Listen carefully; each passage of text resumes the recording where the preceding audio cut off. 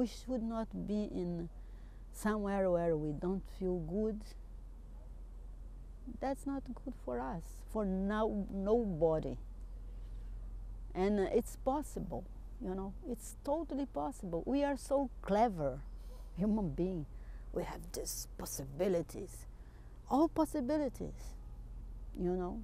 It's just a little,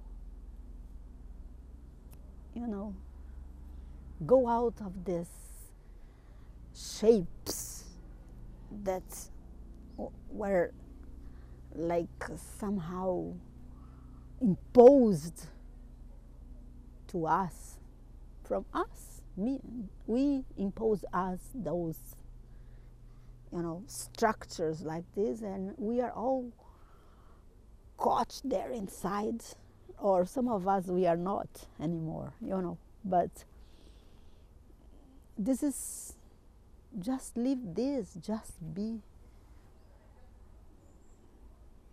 That's the way I understand.